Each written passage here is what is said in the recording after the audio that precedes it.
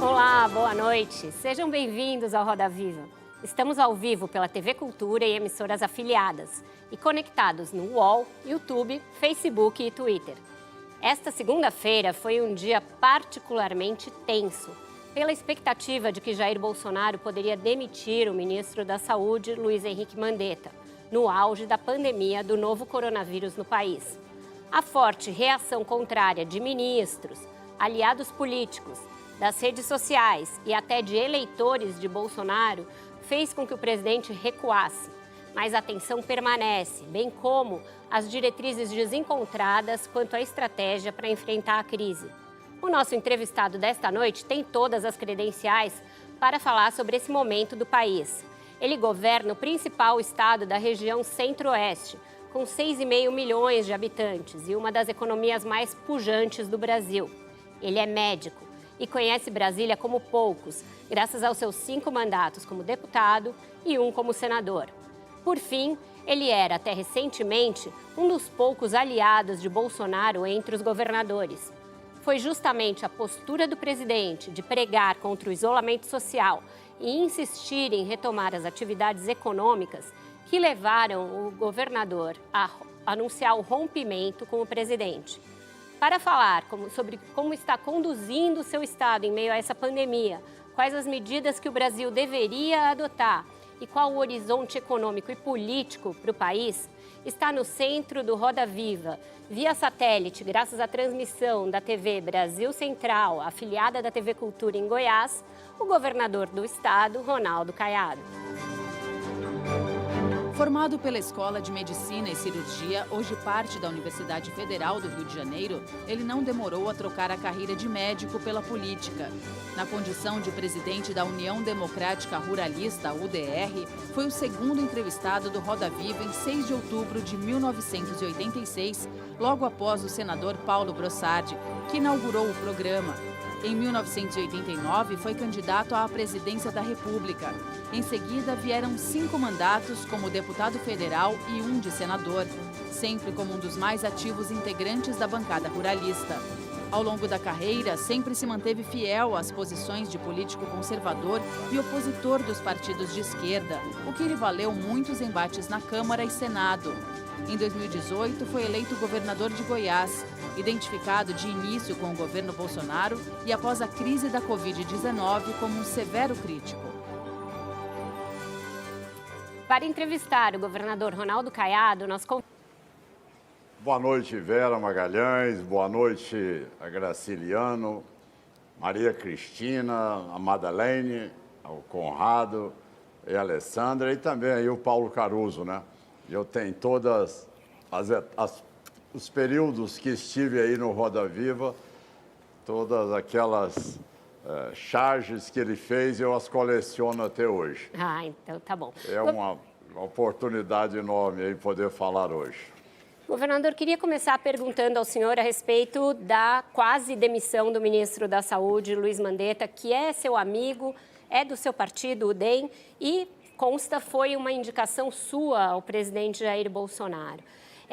Bolsonaro ameaçou demitir o ministro, não se sabia da permanência dele até a reunião ministerial no fim da tarde. Por fim, ele anunciou que fica, mas deu uma entrevista em que não escondeu o seu descontentamento com a fritura que foi submetido. Eu pergunto ao senhor, que é médico e que está comandando um estado nesse momento, dá para combater uma pandemia nesse estado de balbúrdia, governador? Bom, ainda bem que nós não tivemos nenhuma mudança no Ministério da Saúde. Seria preocupante, posso dizer assim, no momento em que a sociedade brasileira passou a assistir todos aqueles boletins feitos pelo ministro Mandetta, que mostra não só tranquilidade, mas ao mesmo tempo conhecimento de causa. Isso faz com que as pessoas que estão assistindo sintam a confiança e, ao mesmo tempo, a necessidade de ter no comando do Ministério da Saúde alguém que realmente conheça do tema. A decisão de poder deixar toda a equipe de Mandetta trabalhar hoje, continuar embasando tudo em dados científicos, em estudos, em protocolos os mais modernos que existem. Nós estamos mudando e adequando protocolos a cada dia. Imagina o que é o desafio para uma doença nova. Então, não tem um remédio só, não tem uma situação única. Nós temos várias situações onde nós precisamos estar preparados para podermos atingir aquele ponto que é de salvar vidas. Então, quando nós temos o ministro Mandetta à frente, com toda aquela equipe que ele muito bem sabe pilotar, e com o know-how que ele veio desde a época em que nós trouxemos os brasileiros que estavam em Wuhan para a cidade de Anápolis, a minha cidade natal, no estado de Goiás, nós já passamos a partir dali buscar alternativas e ver como realmente nós chegaríamos no momento que nós estamos agora, convivendo aí há um mês com o vírus, com o Covid-19. Então, acho que a decisão hoje foi acertada do presidente em manter o ministro Mandetta com toda a sua equipe, porque agora é que nós estamos entrando na fase preocupante e aquilo que nós precisamos de ter, nós precisaremos de ter um comandante que conheça bem como é que nós vamos atender um Brasil continental desse, levando respiradores, macas, ao mesmo tempo, profissionais, ou seja, a força de trabalho nossa para atender cada uma das regiões do país. Então, agora a pergunta do Graciliano Rocha. Governador, boa noite. Boa noite, Graciliano. O senhor foi um dos primeiros políticos importantes a acreditar na possibilidade de vitória do hoje presidente Jair Bolsonaro. E, recentemente, o senhor anunciou um rompimento com ele depois que ele declarou que os governadores estavam promovendo uma política de terra arrasada. É possível lidar com as complexidades do Brasil, lidar com uma crise desse tamanho que a gente ainda não enxerga o final dela, quando existe tal estado de animosidade entre o presidente e os governadores. E uma segunda coisa, o ministro Mandetta tem condições políticas, porque hoje especulou-se que saía, manteve.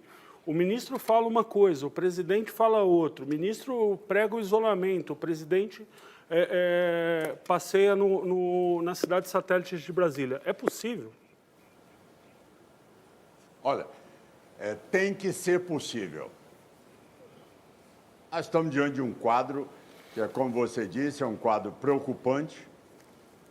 Eu reforço, essa palavra é minha, em dizer que agora, mais do que nunca, nós vamos precisar de superarmos essa fase.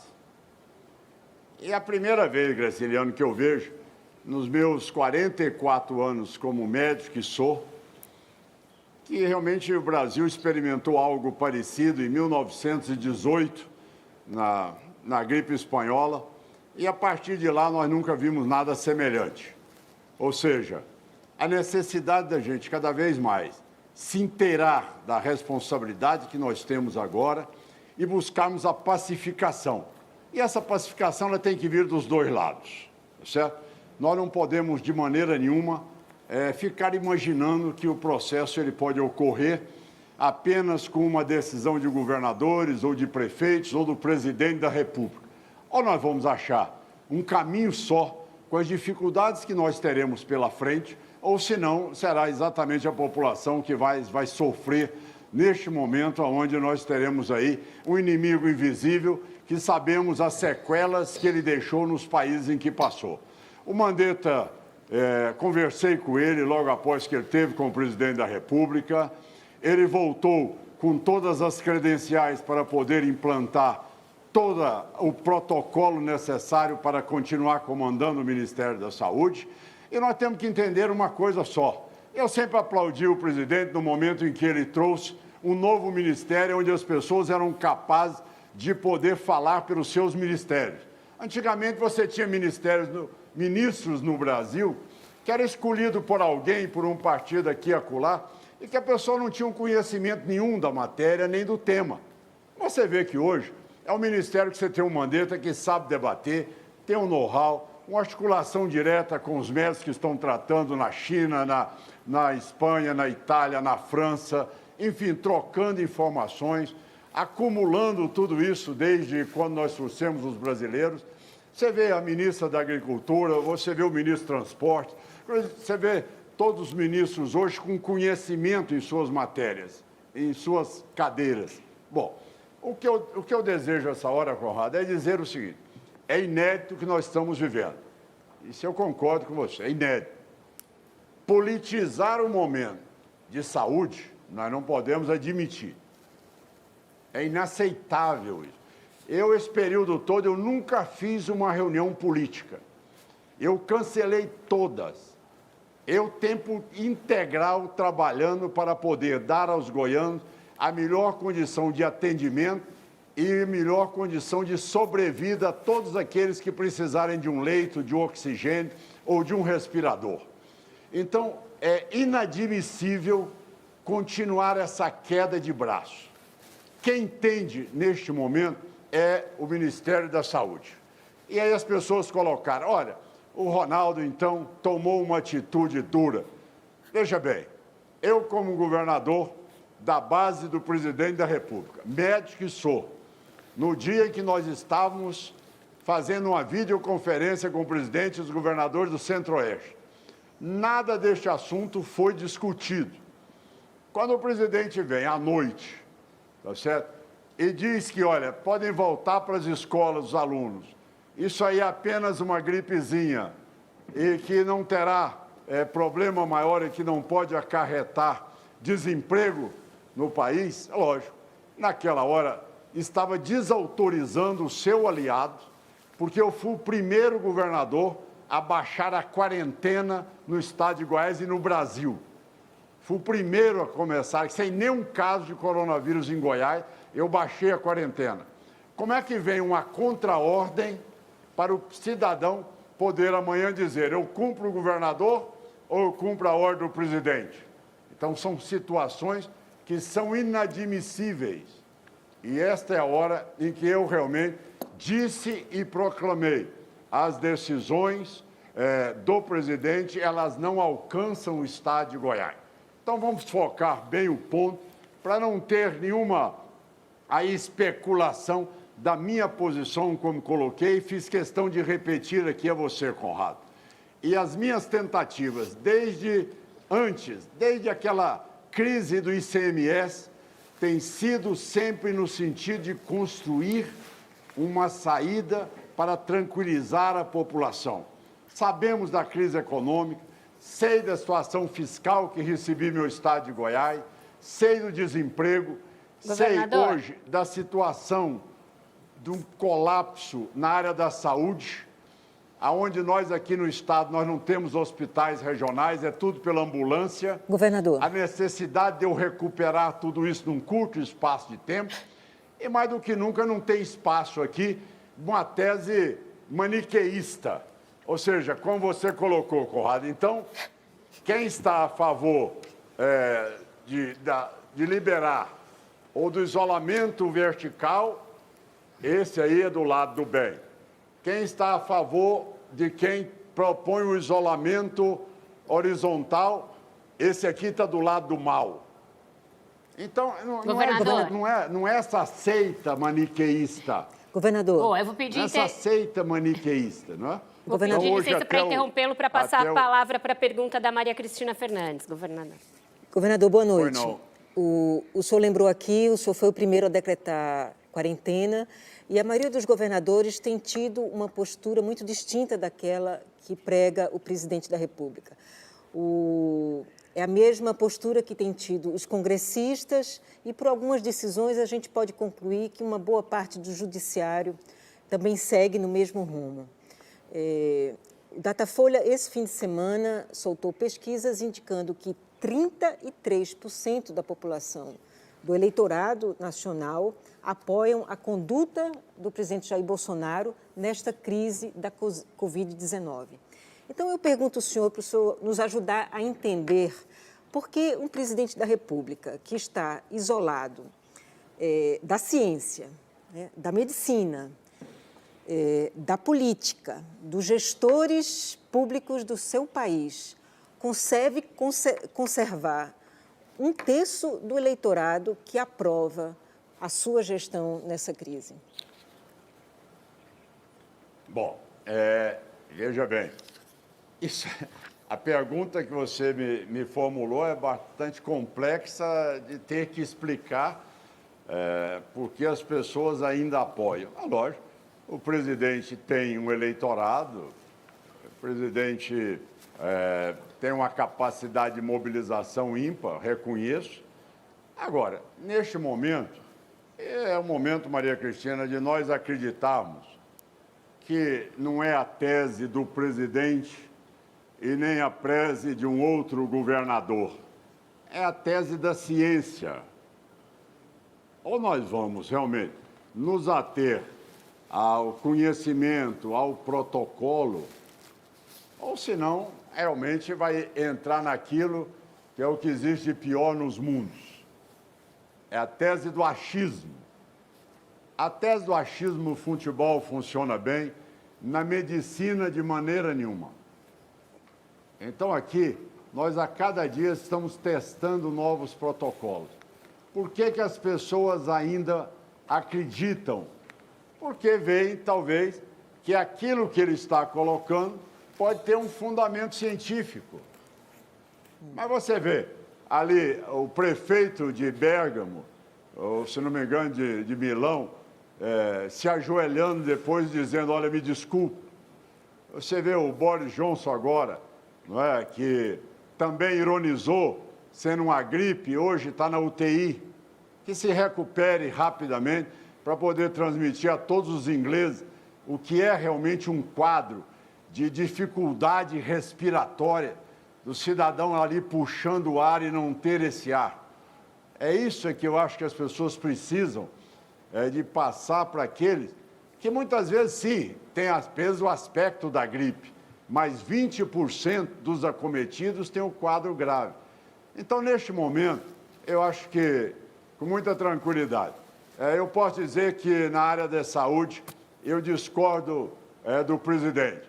Ele defendeu a época na Câmara e eu no Senado, ele defendeu a pílula do câncer, eu fui contra, tá certo? Era uma panaceia que curava tudo. Agora, não só é a cloroquina, nós temos hoje outros medicamentos que nós temos que utilizar.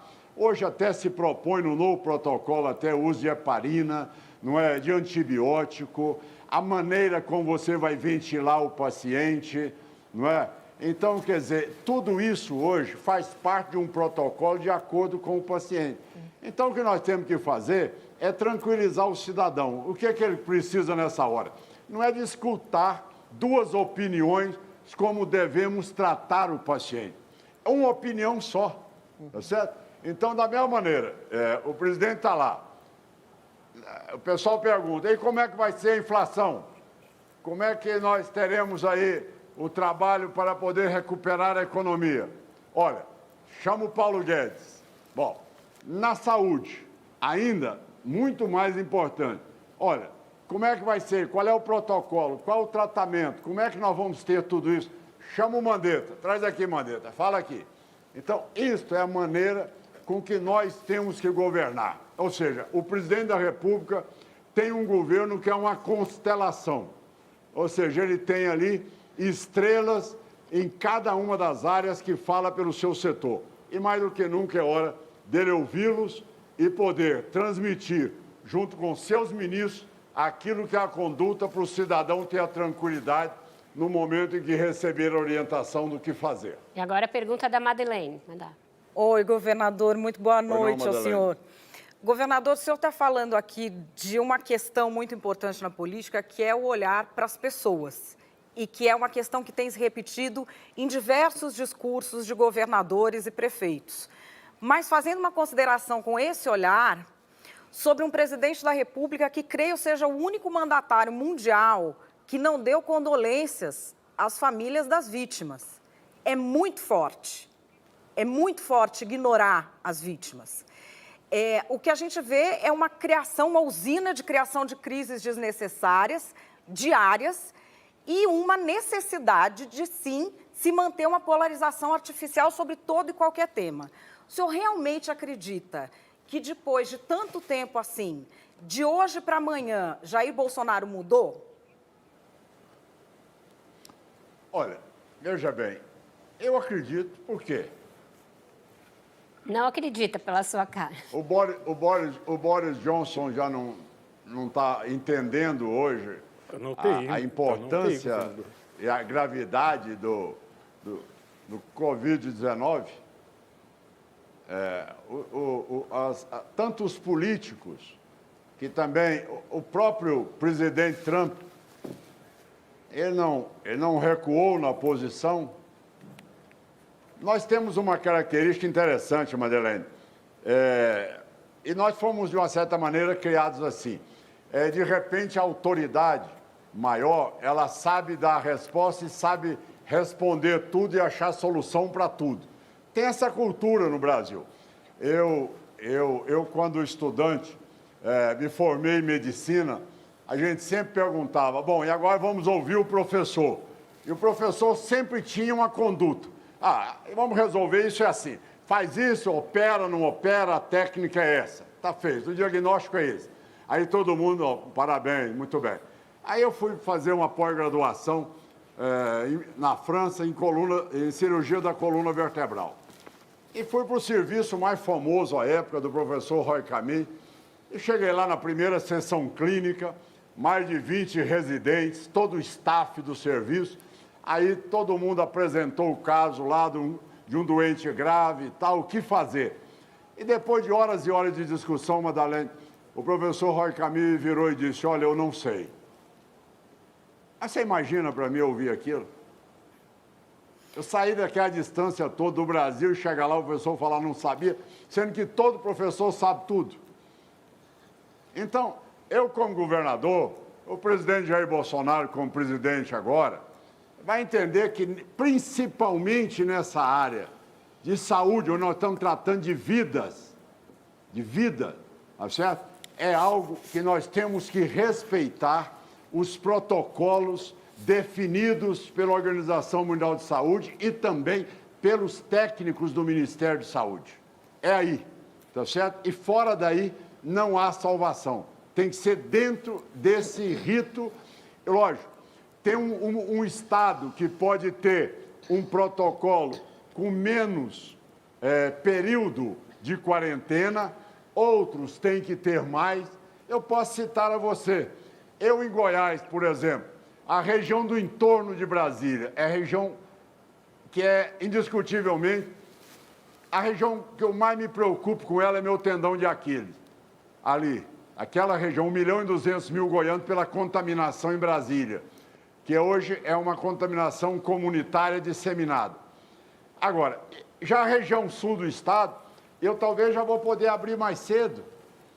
Então, você entendeu? Não tem um tratamento único. Agora, quanto não ter um gesto humanitário, eu também não iria com a dureza sua, porque ele se sensibilizou e mandou buscar os 34 brasileiros que estavam em Wuhan, onde muitos mandatários deixaram os seus compatriotas lá na China. Então, acho que isso aí nós não podemos elevar para esse lado. Mas, a princípio, ele falou em deixar, né, governador? A princípio, o presidente falou que seria pior trazer o vírus para cá, só depois de muita pressão é que ele aceitou repatriar, né? E o senhor próprio deu condolências às famílias das vítimas no seu estado, que são muito menos do que as vítimas no Brasil. Eu fiquei muito chocada e continuo chocada de não ter visto condolências. Eu acho que esses brasileiros merecem uma palavra de apoio. Eu concordo com você que todas as pessoas merecem uma palavra de apoio, merecem, neste momento, uma mensagem de solidariedade e também, hoje, cada vez mais, a dificuldade que nós estamos tendo, Madeleine, das pessoas que psicologicamente não estão preparadas, que é toda a nossa força na área da saúde, vendo ali os pacientes morrendo no leito, diante de um inimigo invisível. E estão ali aquelas enfermeiras auxiliares, médicos, técnicos, fisioterapeutas, tudo ali naquela luta diária. Então, imagina bem como essas pessoas hoje estão afetadas. A todo momento eu recomendo uma mensagem a elas, psicólogos de apoio a essas pessoas, para que elas possam continuar firmes ali, podendo cada vez mais salvar as pessoas.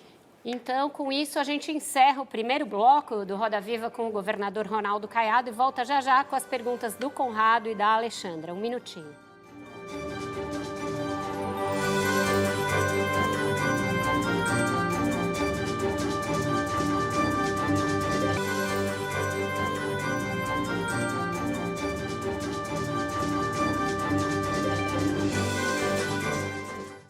Nós estamos de volta com a entrevista com o governador Ronaldo Caiado. Antes de passar a palavra para o Conrado Corsaletti, vou pedir para o senhor ser um pouquinho mais breve nas respostas. Governador, o senhor falou que está com saudade da tribuna lá do Congresso, mas para a gente ter mais tempo de perguntar mais coisa para o senhor. Conrado, por favor. Boa noite, governador. Aqui é o Conrado agora mesmo. Governador, o senhor no primeiro bloco falou muito sobre a tese da ciência contra a tese do achismo, exaltou o conhecimento científico. E o senhor está ao lado do Bolsonaro já desde 2018, esteve ao lado dele durante todo o ano de 2019 e rompeu agora, apenas no final de março.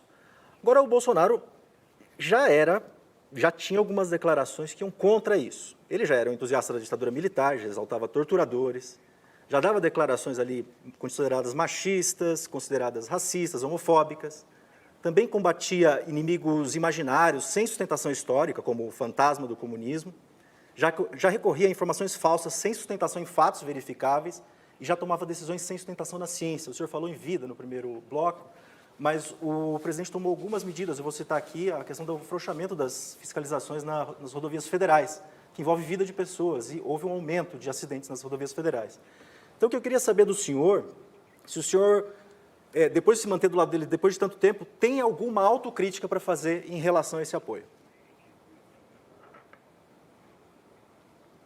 Bom, Conrado, você sabe que eu não tenho que fazer, neste momento aqui, nenhuma autocrítica em relação ao apoio que dei ao presidente, não. De maneira alguma. Certo? O que nós estamos fazendo é uma correção de rota. Isso é o que nós estamos fazendo. Dentro daquele momento, dentro das opções, tá certo?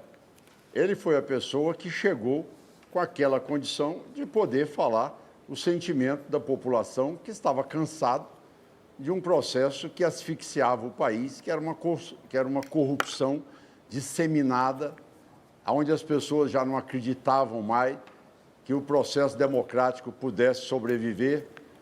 E ele realmente conseguiu vocalizar toda essa esperança junto à população. Agora, os excessos que existiram nos debates quando foi deputado federal, tá certo? Tudo isso eu posso lhe dizer com muita tranquilidade que ninguém passou pela Câmara sem cometer ali também qualquer exagero.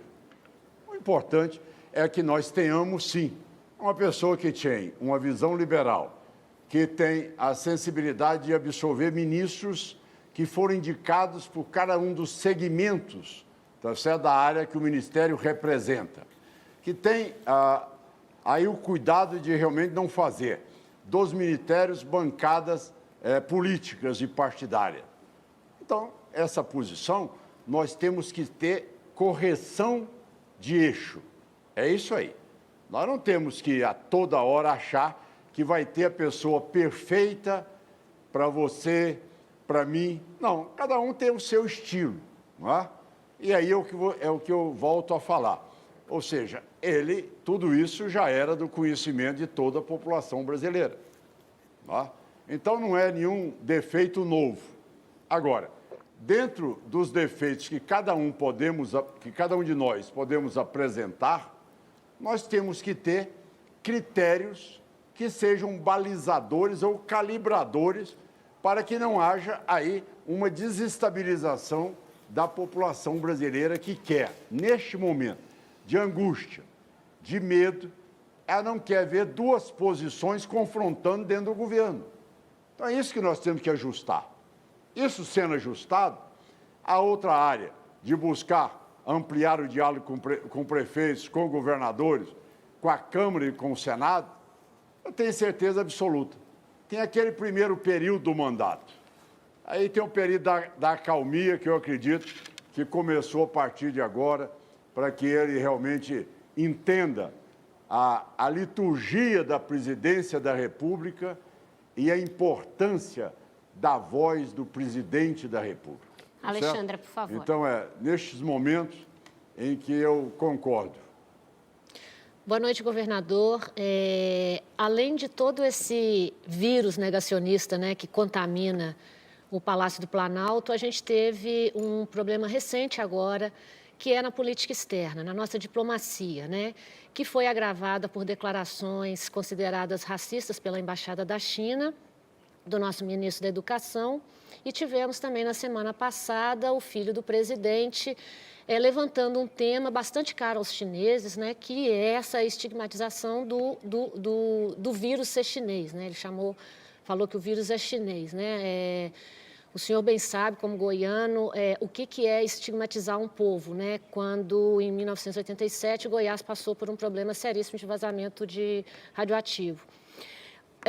Neste fim de semana também, um diretor do Ministério da Saúde, da Agricultura, ele declarou que pode preterir o Brasil na compra de produtos do agronegócio brasileiro, priorizando os Estados Unidos. Nós sabemos que Goiás hoje, as exportações de Goiás, 30% das exportações de Goiás vão para a China, né? A pergunta é, o senhor descarta a possibilidade de os nossos produtores rurais serem preteridos nessas negociações daqui para frente? Não, primeiro, eu tenho que defender a tese que pronunciamento de um deputado ou de um órgão do governo ou de um membro do governo em relação a um gesto infeliz de tentar nacionalizar um vírus, não é? Isso aí também não pode levar a um quadro de uma ruptura diplomática. Eu acho que o que tem que se buscar depois, pelo menos eu vi o presidente nas entrevistas que deu, dizendo, olha, eu imediatamente liguei à embaixada ou à autoridade chinesa, mostrando claramente que não existe nenhuma posição de governo, pelo contrário, nós temos a China aí, como você colocou, o maior comércio nosso do setor agropecuário é com a China. São os nossos maiores importadores e, indiscutivelmente, essas commodities todas do setor rural, elas dependem muito de nós termos esse mercado internacional. É extremamente importante. Então, o que nós estamos vendo as pessoas se perdem, às vezes, quando o foco é saúde, e, de repente, o sujeito quer nacionalizar o vírus. Então, você entendeu? Mas também você não pode dar muita importância para isso, porque é uma coisa que, para nós, né, nacionalizar o vírus, então, sabe... Governador, desculpa, mas é que não se trata exatamente só disso, né? O filho do presidente, não é só um deputado federal, fez considerações xenófobas a respeito da China. Depois, o ministro da Educação fez uma... Não, deixa eu só terminar. Fez uma gozação com os chineses que foi interpretada como racista pela Embaixada da China.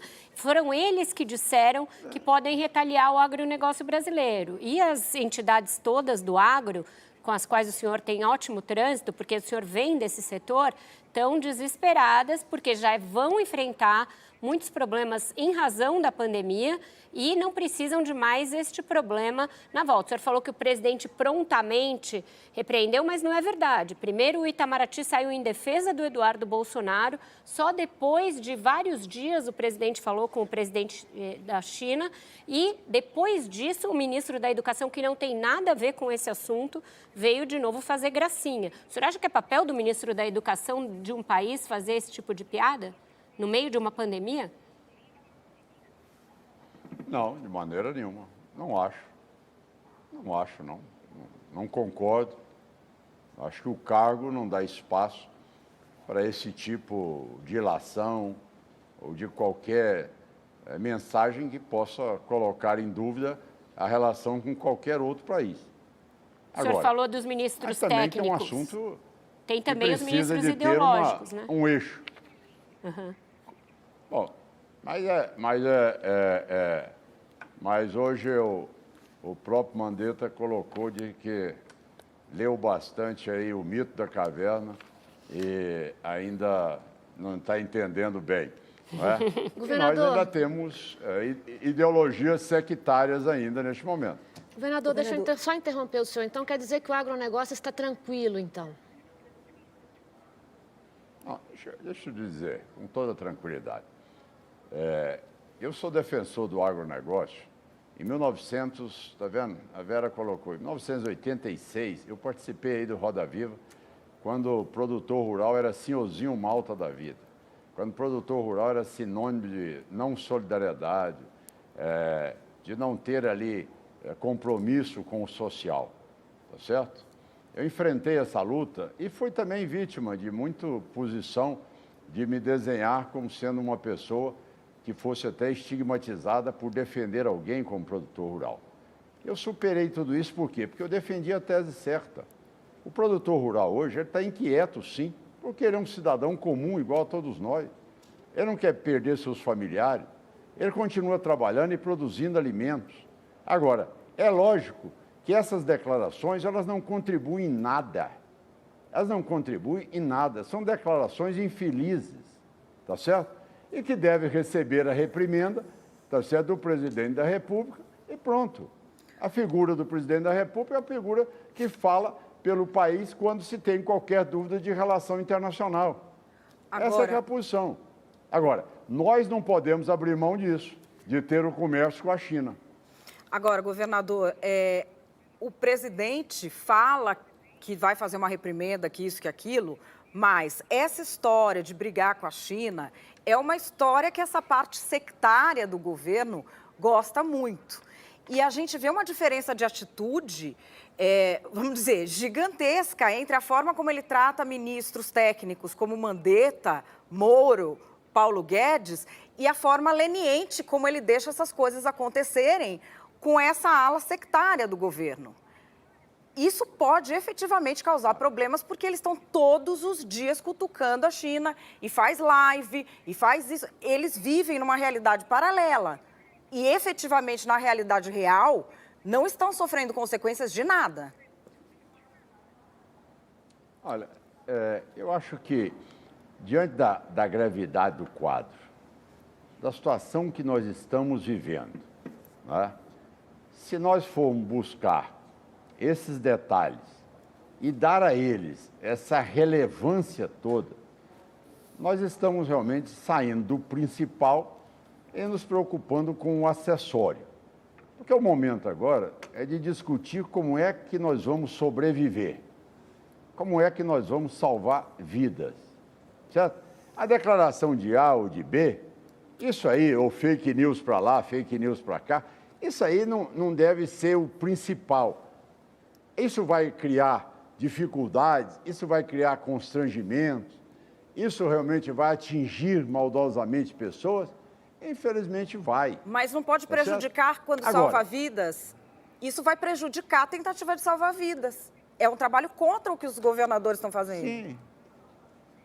Pois é, mas é o que eu estou lhe dizendo, é a primeira vez na minha vida, com 44 anos de formado, que eu vejo um problema de saúde ser politizado. Governador. Eu nunca vi nada parecido na minha vida. Maria Cristina. Governador, É algo inédito. Então, quer dizer, ou nós vamos achar um bom termo e construir uma saída diante dessa situação, ou senão a vítima é a população. Governador, o ex-presidente Lula elogiou recentemente o governador João Dória. E, em troca, o governador João Dória disse que era hora de superar as diferenças partidárias para combater a Covid-19. Eu queria saber como é que o senhor avaliou essa troca de afagos aí entre o ex-presidente Lula e o governador de São Paulo. O senhor acha que foi oportunismo de ambos ou o senhor também entraria no mesmo barco que o ex-presidente Lula para combater o coronavírus? Olha, vocês não podem misturar os sinais, tá certo? Isto aí que é o lado triste, tá certo? Em querer criar situações que são totalmente distintas e que não têm a menor capacidade de ter convergência. Entende? O problema é político, ele terá sempre a minha posição. São 6 mandatos na Câmara, um agora como governador. Todo mundo conhece Ronaldo Caiado, sabe das minhas posições, nunca me capturei dela e sempre fui eleito por voto de opinião. Né? Então, essa situação, eu tenho uma identidade muito marcada. Agora, se amanhã o remédio vem da China, ou se ele vem dos Estados Unidos, ou se ele vem de Israel, ou se ele vem da Palestina, para mim não faz diferença. Então, deixa eu entender. Então, o senhor está me dizendo é tudo bom. Agora, problema de... Como? O senhor está dizendo, então, que o governador João Dória e o ex-presidente Lula foram oportunistas nessa troca de afagos? O final da sua pergunta... Ela perguntou se o senhor acha que eles foram oportunistas ao fazer elogios mútuos ali.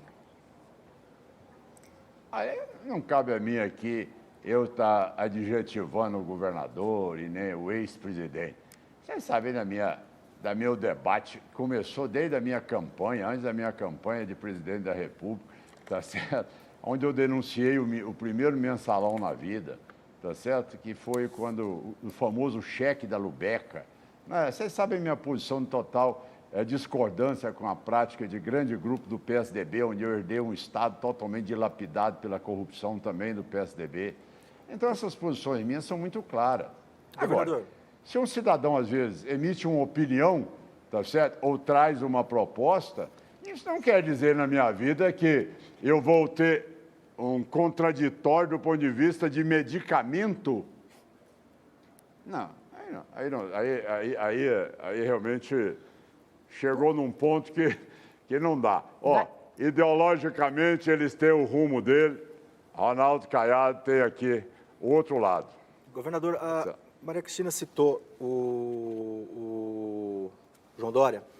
Existe alguma atuação coordenada dos governadores nesse momento? Governadores que, na sua maioria, estão pedindo um isolamento mais intenso e o presidente de um outro lado falando de flexibilizar. Existe uma atuação coordenada e mais? O senhor faz parte dessa coordenação? O senhor participa disso? O senhor conversa com o João Dória? O senhor conversa com outros governadores do Nordeste para que possam agir de uma forma conjunta, para que possam dialogar com o Congresso, para que possam dialogar com ministros, ou é cada um por si? Eu vou completar a pergunta do Conrado, trazendo um pouco dos números de Goiás para o nosso debate. Vocês têm 119 casos confirmados hoje, 5 óbitos e 4 óbitos em investigação. Goiás é um dos estados que mais restringem a circulação e o funcionamento do comércio, se isso está funcionando. Bom, é dizer que esse quadro, eu começaria pelo lado que você colocou, Vera, que é o mais importante para mim aí nesse momento, e voltarei ao outro, é que nós conseguimos aqui em Goiás, tá certo, manter uma curva que realmente, se nós conseguirmos ampliá-la por todo esse período dos próximos meses, aí sim, olha, qual é o critério que se tem de ter? Isso é igual quando eu estou operando um paciente. Eu sei a hora que tem que aprofundar a anestesia, a hora que tem que aliviar. Então, eu sei comandar aonde eu devo abordar, aonde não. Isto aí, eu sei dosar no momento da cirurgia. Quando você está tratando também de uma virose, é a mesma coisa. Não tem um remédio único para os 27 estados da federação.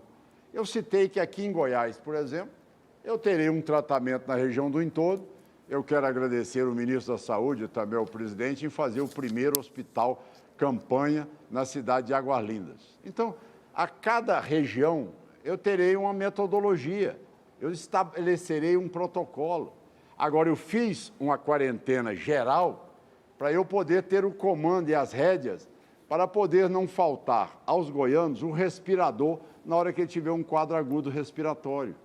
Esse é que é o quadro importante. Então, esse é o lado que nós vamos saber cuidar. o ministro não saberá dizer qual é o melhor, se é a vertical, se é a horizontal, se é a liberação total, tá certo?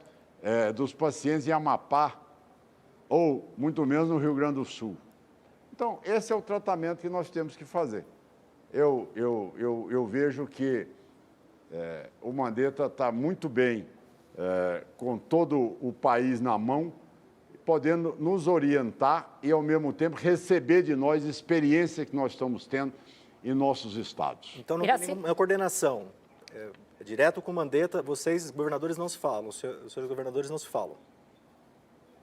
Não, em relação aos governadores, existe um fórum dos governadores. Eu sempre fui a todos, nunca faltei uma reunião do fórum de governadores, e tem também um grupo no WhatsApp, onde se conversa matérias que são de interesse de cada estado, como agora a perda de arrecadação, as necessidades, às vezes, nossas do Centro-Oeste, é mais em relação à Lei Candir, é mais em reposição de CMS, é diferente da região do Nordeste. Então, cada região tem a sua característica. Neste momento, nós estamos discutindo sobre como poder recompensar essas perdas que nós tivemos. Não é nenhum quadro isolado, não. Cada um tem a sua realidade e nós temos momentos em que nós estamos aliados dentro de uma pretensão, junto agora ao Paulo Guedes, por exemplo, não é? Que ele repõe a nós a Lei Candir, que tanto tem desfalcado nosso Estado, e o ICMS com as perdas agora.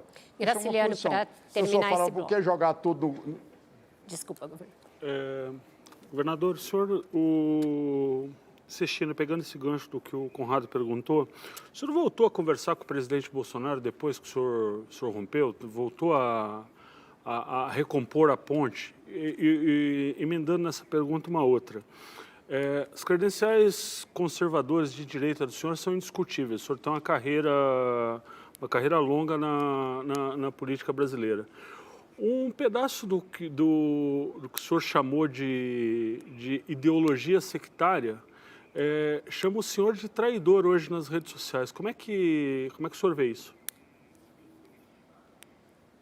Olha, em primeiro lugar, eu com a minha vida na política e na medicina, se tem uma coisa que as pessoas conhecem é a transparência do Ronaldo Caiado, e são as posições de Ronaldo Caiado.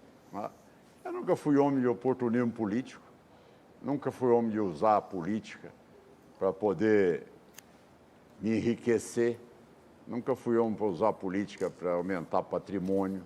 Mas quem chama o senhor de traidor hoje elogiava o senhor há pouco tempo. Bom, olha, veja bem, essa situação de querer me chamar de traidor, um cidadão que tem uma história de vida na defesa do produtor rural, da livre iniciativa, do direito de propriedade, como eu tenho, essas pessoas provavelmente também é aquilo que você sabe, é a coragem do WhatsApp, né?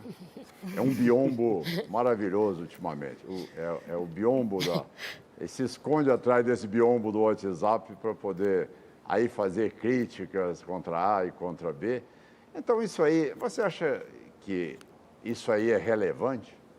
Quer dizer, no momento em que o cidadão chega para mim e diz, olha, se você não deixar a carreata andar aqui, não liberar o som, eu não voto mais em você. Você acha que eu sou um homem a ter que aceitar chantagem nesse momento da minha vida, onde eu tenho uma luta toda, onde poucas pessoas tinham coragem de defender direito de propriedade, quando eu levantei essa bandeira no Brasil, em 1986. Quer dizer, é trair o quê? Modéstia à parte, minhas eleições, foi as eleições que eu dependia dos meus votos de opinião. Eu nunca fiz eleição de muleta. Nunca fiz eleição para depender de muleta em campanha eleitoral. Então tá Sempre certo. fiz eleição com Ronaldo Caiado, é a minha marca. Tá certo? Então, essa foi a minha característica. Então, com Ronaldo Caiado, segundo entrevistado do Roda Viva, a gente volta já para o terceiro bloco. Até mais.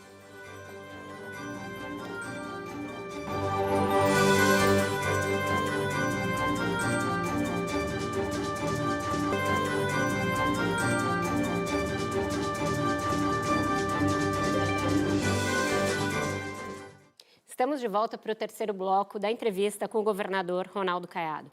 Governador, o senhor falava que não existe ainda um remédio para a Covid-19, a gente sabe que também não existe vacina, mas uma das controvérsias na praça é a respeito do uso da cloroquina ou da hidroxicloroquina como tratamento para o Covid-19. Eu queria saber qual é a sua opinião a esse respeito e como Goiás está fazendo uso desse medicamento que ainda é experimental, sobre o qual a literatura médica ainda não tem conclusão assertiva. Já consta do nosso protocolo. O protocolo que nós utilizamos aqui em Goiás já está incluído a eritromicina, está incluído a cloroquina. Agora, dentro de critérios e de acordo com a necessidade do paciente e em algumas situações com que realmente nós achamos necessário aplicar. Como usamos o corticoide, você viu agora, nas últimas horas agora, os estudos nas autópsias que fizeram da quantidade de trombose nos vasos pulmonares. Então, já está usando a heparina para coagular esses pacientes. Uma outra prática que foi feita, não é? Que é aquela ventilação prona, ou seja, virar a pessoa de bruço, não é? Para ela poder expandir melhor o pulmão. Isso está trazendo um resultado também excelente. Agora você viu aí o que estão desenvolvendo, ainda não chegou aqui, mas separado o plasma de alguém que já teve a doença, você separa o anticorpo, e aí como se fosse fazendo uma hemodiálise, você injeta aquele anticorpo na pessoa grave. Então, veja, a cada momento nós estamos avançando, graças a Deus, Deus pelo menos deixou bem para frente, tá certo, para chegar aqui no Brasil. Isso deu a nós essa condição toda de nós chegarmos a ter um protocolo com muito mais experiência pelos médicos chineses, pelos médicos italianos, franceses, espanhóis, tá certo? Para nós, e americanos, para nós implantarmos aqui no Brasil. Então não tem um remédio único. Então a cloroquina faz parte também do nosso protocolo. Mas o cidadão está com dor de cabeça e só febre, não tem nenhum problema respiratório, fica em casa para tomar um paracetamol. Perfeito. Agora, se no entanto ele tiver quadro respiratório, você precisa de, pelo menos, colocá-lo numa máscara para ele poder ter uma boa oxigenação. Em alguns casos, isso aí já é suficiente, muitos já recuperam apenas nessa etapa. Os que evoluem para o quadro respiratório grave, aí sim, você entra com dose alta de antibiótico, também de cloroquina, como também de heparina. Amanhã, você vê, os americanos já estão tendo condições de injetar anticorpos. Então, tudo isso são ferramentas que nós teremos até a hora que nós tivermos aí a nossa vacina. E você viu que os ingleses que estavam fazendo aquele teste, aquele kit, para poder fazer aquilo que foi chamado até do passaporte, né? De imunológico, né? Você viu que já caiu por terra também. Esses kits rápidos, todos os que nós mandamos testar aqui no Laboratório Central, no LACEN de Goiás, eles vetaram todos. Ou seja, primeiro você tem uma janela enorme para poder dar positivo. E segundo, ele dá falso negativo em muitos casos. Então, é algo complexo, tá certo? Não tem esse remédio e essa metodologia única, não. A Abbott agora, que é um dos grandes laboratórios no mundo, essa sim está desenvolvendo um teste rápido, mas é feito pelo sistema ou pela pesquisa do PCR-RT. Aí sim é muito mais confiável do que esses que estão se fazendo hoje pelo IgG e pelo IgM. A roda está aberta. Globulina, IgG e IgM. Governador, já que a gente está falando aqui de salvar vidas, né? Em fevereiro, a Eternit anunciou que ela retomaria o processamento do amianto na planta de Sana, né? Sana. A Organização Mundial... Perdão? A planta de? Sama, a mineradora Sama, da Eternit. Pois não. Sama. A Organização Mundial da Saúde, existe uma pendência jurídica aí no STF, uma ação parada à espera de julgamento, né? Para saber se esse processamento deve continuar ou não, né? A Organização Mundial da Saúde, ela classifica todos os tipos de amianto, né? Inclusive esse processado em Goiás, né? Crisotila, né? Cancerígeno. Será que... E o senhor também sancionou uma lei em julho de 2019, né? Liberando a exploração, 2 anos depois de o STF proibir. Será que não seria o caso de o lado do senhor médico falar um pouco mais alto para salvar vidas também, neste caso do amianto? Lógico. E até porque é a minha especialidade e é a minha profissão. Ó. E você sabe muito bem que nós nunca tivemos, dentro daquela metodologia da SAMA, a maneira como se explora ali, nunca tivemos nenhum caso que pudesse ser constatado que foi por decorrência do acúmulo respiratório da fibra de amianto crisotila, que é totalmente diferente da fibra anfibólio, mas se quiserem considerar assim, a solicitação que foi feita e o pedido que foi feito é que aquilo também que lá ficou, como é que será recuperado? Aquela situação toda ambiental, como aquilo ali será recuperado? Vai ser um foco amanhã de outras doenças? Todas aquelas escavações? Então, o que é que foi pedido?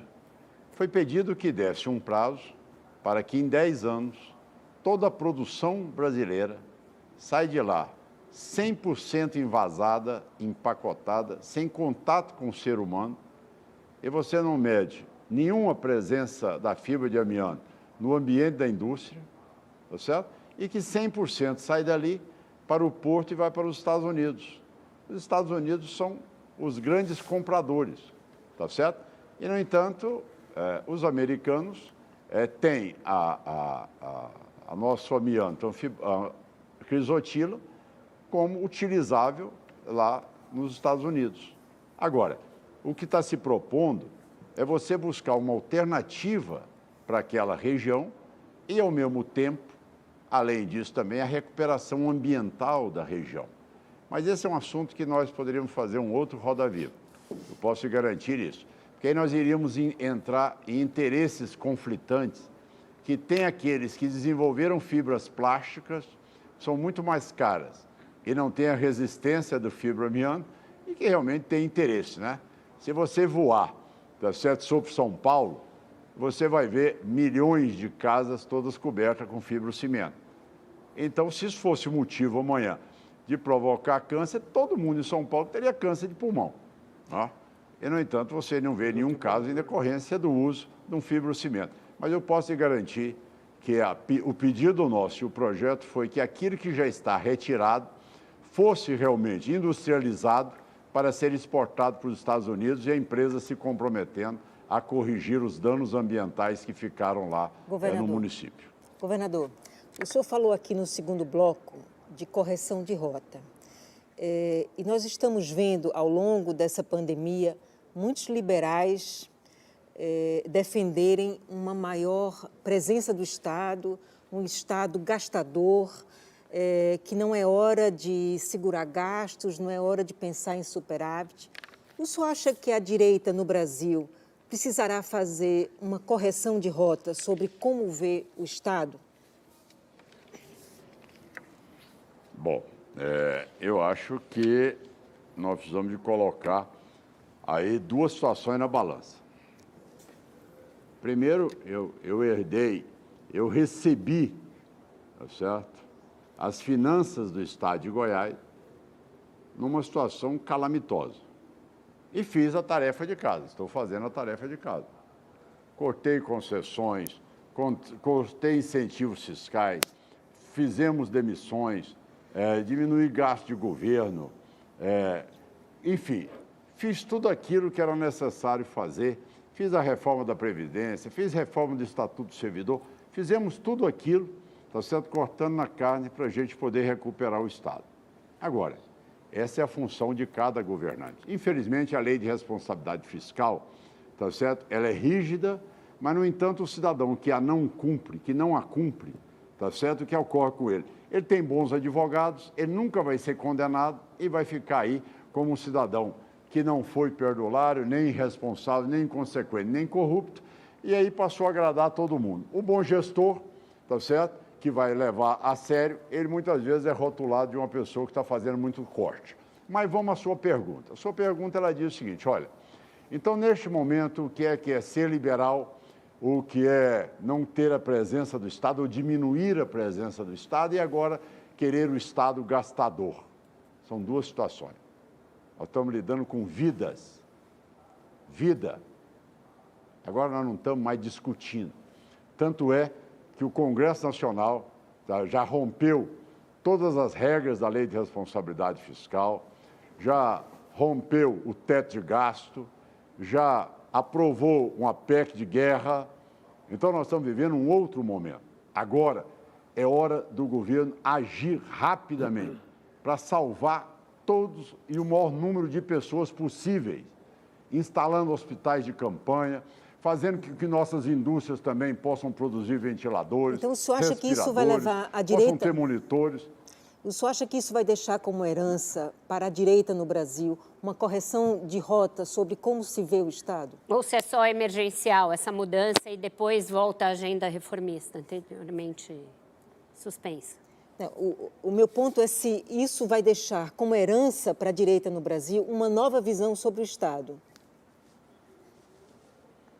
Eu acho que a sociedade brasileira tem hoje uma tranquilidade em saber, tá certo? O que foi a esquerda no poder. Acho que na história, da mesma maneira que nós estamos vivendo na área da saúde, o coronavírus, tá certo? Nós vivemos o PT vírus no período dos mandatos, do PT. Mas foi uma virose que corrompeu toda a parte moral do governo e realmente dilapidou todo o patrimônio do Estado, do país, dizendo o Estado como união. Isso aí, tá certo? Nós já temos o antídoto, já temos a vacina. A gente não está falando de corrupção, governador. Eu não estou falando de corrupção, eu estou falando de presença do Estado. Né? Recentemente esteve aqui o economista Armínio Guedes e defendeu um Estado com mais intervenção no social, um Estado que possa gastar e intervir para que o Brasil não volte a ter uma situação de saúde pública como essa aqui. Então, essa é a minha pergunta. O senhor acha que isso levará a direita no Brasil a fazer uma revisão de rota sobre o papel do Estado? Não é de corrupção que a gente está falando aqui, não. É sobre o papel do Estado. Tá certo. Não, tudo bem. Eu entendo. É só porque o Estado ficou dilapidado, a causa foi a corrupção. Agora, essa situação, nós estamos discutindo um outro assunto agora. Nós estamos discutindo vidas. Quando você está discutindo vidas, o Estado tem a condição de ter que quebrar todas essas regras. Nós estamos vivendo uma situação de exceção. Não tem nada de escrito, tá certo? Na economia dos países que passaram com o coronavírus, com impacto de desemprego, de quebra de empresas, de indústrias, como nós estamos assistindo. Então, agora, a função do Estado é proteger o cidadão. Essa é a função do Estado. O sujeito ele é presidente da República para proteger todos os brasileiros. Eu, do governador de Goiás, para proteger meus 7.200.000 goianos. Essa é minha função. Agora, no momento em que a população está comprometida, eu tenho que usar toda a estrutura de Estado para poder fazer com que haja uma população que receba qualidade de atendimento e condições de alimentação. Isso é fundamental. Aí não é questão de direita nem esquerda, não é questão de liberal nem conservador. Essa é questão de sobrevivência. E, neste momento, não tem que ter limite com gastos no sentido de salvar vidas. Então, com isso, aproveito para dizer que o governador corrigiu minha informação, são 7.200.000 goianos, não 6,5 milhões, como eu falei na abertura do programa. A gente volta já para o último bloco do Roda Viva com o governador Ronaldo Caiado.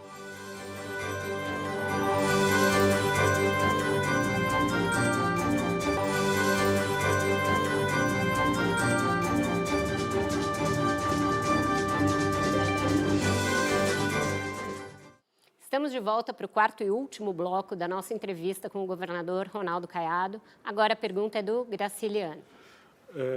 Governador, eu não entendi muito bem o que o senhor falou no final do último bloco sobre o tamanho do Estado, mas a minha pergunta é o seguinte: alguns bancos já preveem que a gente vai entrar não numa recessão, mas numa depressão, uma retração muito violenta da atividade econômica, que pode chegar, sei lá, os números divergem, mas uma recessão dura.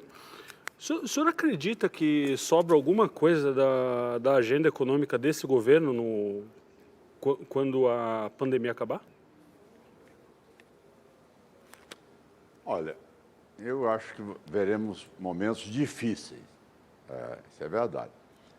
Mas, analisando bem, Conrado, eu vejo o Brasil com uma posição privilegiada, porque o que é que vai impactar mais? Vai ser exatamente a parte de segurança alimentar. Os países eles terão uma dificuldade muito grande de poder repor estoques, de poderem voltar a ter uma produção. E eu enxergo aí o Brasil podendo dar um passo rápido no sentido de poder ir aos poucos recuperando, não aquela curva, tá certo, ascendente assim de um dia para a noite, mas também com muito mais chance do que outros países que realmente são 100% industrializados e terão uma dificuldade enorme em poder exportar seus produtos. Então, eu enxergo aí um diagnóstico. O Brasil, nós já estamos numa fase já de um período que vem desde dezembro, de novembro, o coronavírus, chegando em nós aqui num quadro pior aqui mais grave no mês de abril. Então, acredito que nós atravessaremos o inverno e aí poderemos já voltar com a recuperação significativa e talvez com um quadro com um número bem menor de óbitos, como nós vimos em outros países. Agora, não podemos também responsabilizar um governo quando recebe pela frente, pela proa, tá certo, o coronavírus. Aí não teve nenhum país, não tem Itália, não tem França, não tem Alemanha, não vai ter Estados Unidos, não vai ter China, nenhum que realmente não vai viver momentos de recessão e de muita dificuldade com desemprego também. Então, isso aí não pode ser contabilizado, tá certo? Sobre um governo que está, naquele momento, no comando do país. Acho que aí também, isso é o imprevisível. Aí não dá para ninguém imaginar que em 2020 nós teríamos o coronavírus pela frente. Então, nós não podemos. Então a estrutura econômica ela vai sobreviver? Governador, o senhor sempre foi um crítico do programa Mais Médicos. O programa ele se esvaziou depois da saída dos cubanos, à véspera da posse do Bolsonaro. E o programa substituto do governo Bolsonaro, Médicos pelo Brasil, não emplacou. Eu estava lendo hoje um material publicado pela Folha de São Paulo e mostrava que o estado de Goiás ele tem a cobertura básica de saúde, a atenção básica, ainda fora dos parâmetros da OMS. Ela não atinge o mínimo de cobertura básica dos parâmetros da OMS. São duas coisas que eu queria saber do senhor. Primeiro, é o que o senhor está fazendo para lidar com essa cobertura da atenção básica, que é importante no momento de pandemia, e se agora o programa Mais Médicos não está fazendo falta na crise do coronavírus. Quer dizer, as críticas que o senhor fazia estavam ligadas a uma questão técnica, como a gente falou no começo do programa, ou estavam ligadas a uma questão política, e se esse programa não está fazendo falta agora? Não, em primeiro lugar, só para você ter uma ideia, o Brasil é o país que tem o maior número de faculdades de medicina no mundo. Sabia, Conrado? O maior número de faculdades de medicina no mundo. Nós somos mais de 340 faculdades de medicina no Brasil. Nós formamos mais de 30 mil médicos no país. O que nós precisamos, e eu já estou fazendo em Goiás, implantando estruturas de saúde que a pessoa possa exercer a sua profissão. Vou citar você rapidamente. O Nordeste goiano, o cidadão, até eu chegar ao governo, ele andava em torno de mais ou menos 500 a 800 quilômetros dia sim, dia não, para fazer uma hemodiálise. O cidadão ia lá, de dia sim, dia não, porque ela tinha uma insuficiência renal. Ele andava 800 quilômetros numa van velha e numa estrada ruim. Você acha que isso é vida? É o que nós estamos fazendo. Estou implantando. Este ano, eu já inauguro 4 policlínicas no estado de Goiás. Ali eu tenho, ali eu tenho 20 médicos ali atendendo as pessoas. Então, tomografias, ressonâncias, todos os exames das especialidades cardíaca, ortopédica, reumatológica, tá certo? Enfim, isso é qualidade de vida. Aí sim você vai fazer com que haja um atendimento em todas as regiões do seu estado de Goiás. Agora, o mais médico, você tem que entender que o que nós criticamos à época e continuamos a criticar é um cidadão poder exercer a profissão de médico no Brasil sem ter o revalida. Eu já tinha me formado de médico, já tinha me formado médico e fui para a França e não podia exercer a medicina até que passasse por todas aquelas etapas. É o quê? É um revalida. Em lugar nenhum do mundo você vai chegar e vai exercer sua profissão. Então, o que nós estamos buscando para o Brasil é dar qualidade de atendimento para as pessoas com médicos qualificados. E nós temos esse volume hoje. Já pensou? 30 mil médicos ano nós estamos formando? Governador? Quer dizer, é algo que, tá certo? É um acúmulo enorme nos próximos anos. Não tem nada igual no mundo. Governador, o senhor está falando dos números de unidades de saúde, de médicos, mas efetivamente nós estamos vivendo um momento que ninguém vivo no mundo já presenciou uma coisa igual e que sabe como vai terminar. O senhor está nesse grupo de WhatsApp com os governadores. Qual é o primeiro gargalo? O que é que mais preocupa? Porque a gente sabe que nós ainda não passamos pelo pior. O que mais preocupa hoje é a dificuldade que nós temos para adquirir todos os ventiladores, todos os EPIs, que nós chamamos de equipamentos de proteção, tem feito uma falta enorme e nós precisamos mais do que nunca de proteger todos aqueles que estão nessa frente de guerra, que são os médicos de todas as multiprofissões da área médica, como também das pessoas que fazem a higienização, as pessoas que transportam os pacientes, todos esses, os policiais que ali estão, todos esses precisam ter um equipamento apropriado. Isso hoje é a maior demanda que nós temos neste momento. E o que eu tenho provocado muito são as indústrias brasileiras para que realmente, olha, possam pelo menos então copiar, né? Numa situação de guerra como essa que nós estamos vivendo, numa economia de guerra como essa, então por que não?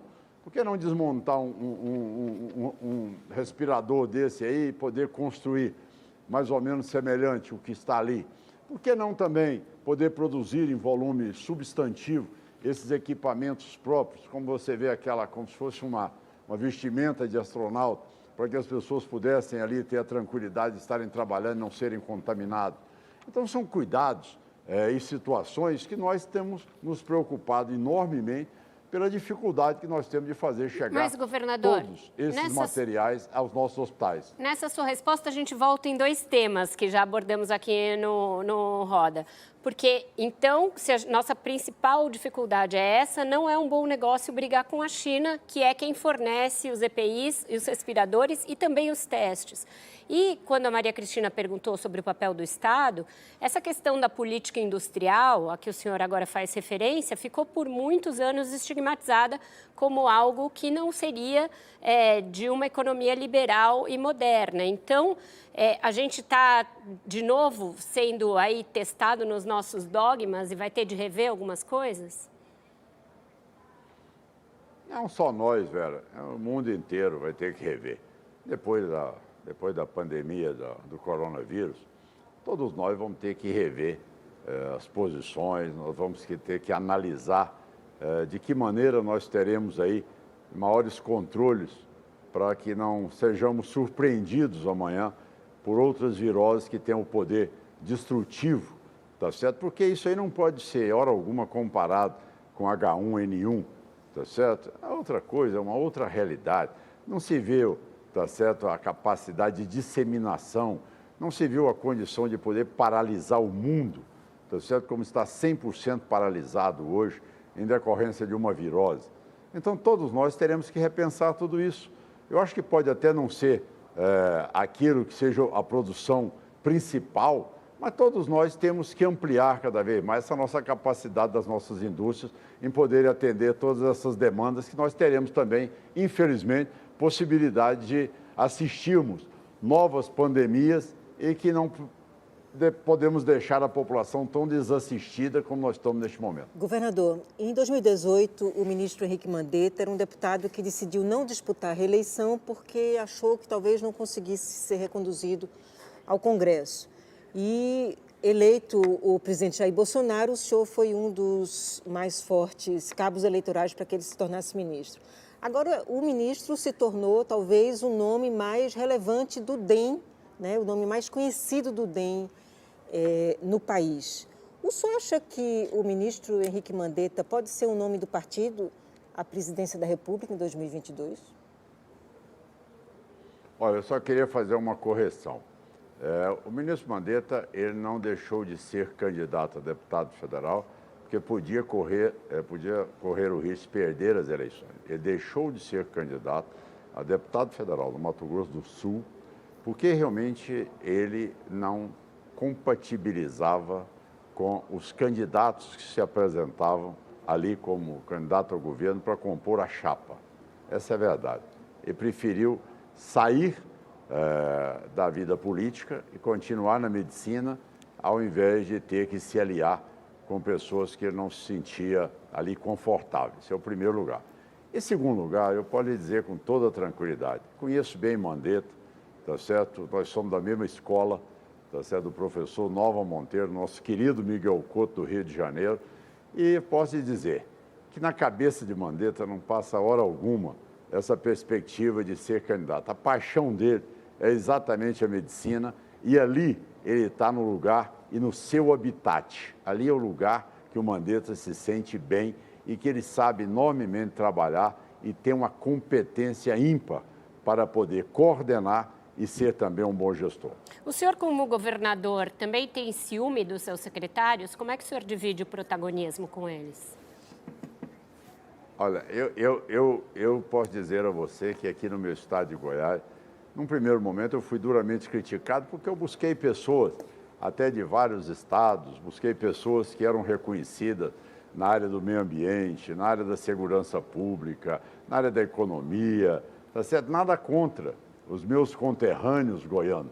Mas como eu assumi um estado que vinha durante 20 anos dentro de uma estrutura que foi totalmente mumificada e ali controlada por um processo de corrupção que ia do primeiro escalão até o último, eu precisava de buscar pessoas que tivessem independência e conhecimento profundo de cada uma das suas áreas. E assim eu fiz o nosso secretariado, tá certo? Podendo buscar pessoas tecnicamente qualificadas e passando a eles essa discussão, lógico, escutando e ouvindo, tá certo? Aquilo para que realmente possamos ter uma unificação no nosso projeto de governo. Agora, o nosso governo tem uma característica.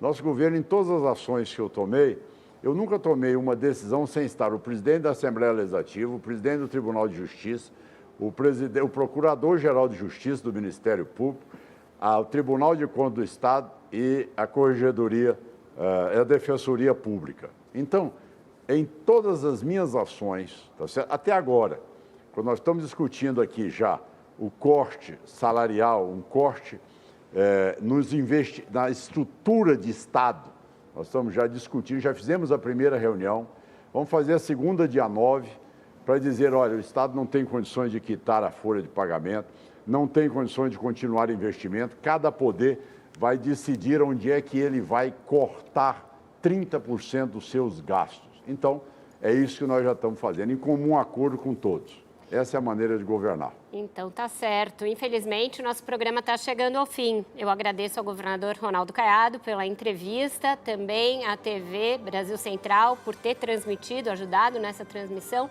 e a Maria Cristina Fernandes, que é aniversariante do dia, deixou de ficar com a família para vir até aqui, parabéns para ela, ao Conrado Corsalete, ao Graciliano Rocha, a Madeleine Laxco, a Alexandra Martins e ao nosso Paulo Caruso, que está lá da casa dele. Agradeço sobretudo a você, que esteve conosco até agora pela sua audiência. Nós estamos entrando na 4ª semana de distanciamento social, em maior ou menor grau em todo o país. É importante manter essa estratégia para evitar o colapso do sistema de saúde. Se você pode, fique em casa. Vamos juntos e eu espero vocês na próxima segunda-feira, como sempre, às 10 da noite. Até lá e tenham todos uma ótima semana, saudáveis e em segurança.